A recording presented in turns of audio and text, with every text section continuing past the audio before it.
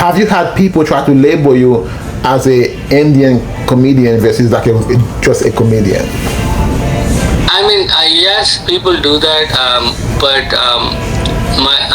the thing is, until they see me on stage, they try to label. But once they see me on stage, they realize, and also my audience are very diverse. Yeah. I don't want to be, I never want to be labeled as one kind of a comedian. Yeah. The way I look at it is like, the world is falling apart because we are being controlled by these extremists from all factors of life, and they're the loud minority that are making us all suffer. And the only way we could have this world be a better place is if we can all come together.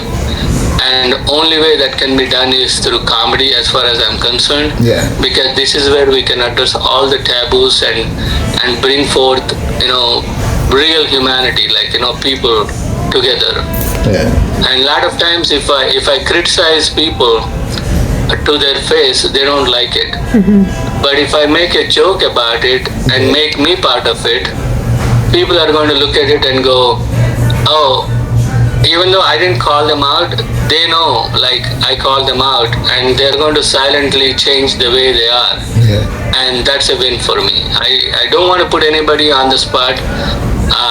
You could be the worst racist, but if I can, like, spark a little light in your head toward, everybody else, away from that racist mentality, I won. That is a great way, a great outlook. Oh my gosh, I love that. I really do. Thank you. Thank you. So, what are some of the big names comedian you work with so far? So I'm lucky, really lucky in that sense. I worked with some of the best in the world, like Russell Peters. He took me all over the world. I opened for him in Asia. I opened for him in America. He took me all over the world. Godfrey put me on his podcast, and he helped me a lot. Bill Burr took one of my clips and posted on his story, and that got me passed at Comedy Cellar. So I owe it to him. And then Josh Blue is, if you don't know him, he's won America's Got Talent, amazing comedian, and he saw me. I did a guest spot at his show at Stress Factory once, and he took me as his opener, and he literally gave me life. Until then, I was just an open micer, but he picked me up, took me around for a whole year, and that opened the door for me. I opened for Pete Lee, another amazing comedian, and I'm blessed in that sense. That's great. I got to meet some really great human beings, and to tell you the truth, as much as I say I'm not making a living, I am making a life. Like, I am really living a life that I never dreamed of. Yeah, but I've heard comedians says before they start making the big bucks, they have to pay their dues. I feel like right now you're paying your dues, and sooner you're gonna start making big money. The money that you really deserve to make. You know what I mean? Oh yes, I mean, to tell you the truth, I mean, a lot of comedy for me, as much as I said, like, I wish I could, when you make a living, you succeed, but I kind of want to take that back. Every time I go on stage, I succeed.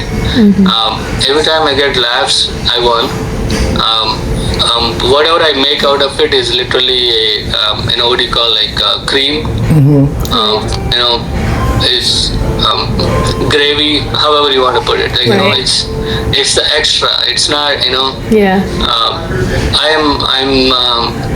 before I started doing comedy, I didn't know the purpose of my life. I was actually depressed in that sense. Yeah. I was like, is this it? Is this life? Like, but once I started doing comedy, I'm much happier. I have more energy. I don't think I would be able to travel or do what I'm doing if, I don't even know. Like, sometimes I feel like I'm just a vessel. I'm not even doing what I'm doing. there is a higher power that's guiding me. Yeah, that's YouTube for me. To me, that's YouTube, because I'm not making any money on YouTube. We're not monetized, but I cannot see myself not doing it. Yeah, it's a huge part of our life now. Yeah. And people say, "Well, you're not making any money." I know, but I enjoy doing it. And we're meeting so many really cool people, along the way. Thank you for reaching out. Yeah, no problem. And we just talked to like a comedian in the DMV. Her name is Joey Friedman, and she's amazing. I would never meet her if it wasn't for that. And by the way, if you're in the DMV, if you're looking for an opening act at some point, she's really good. She's really good, man. Yeah. She's a good opening act. Where at? DMV, the DMV area. Yeah, the DC area. Oh, really? Yeah, I'm actually trying to go there. You guys live around DC area? Yeah.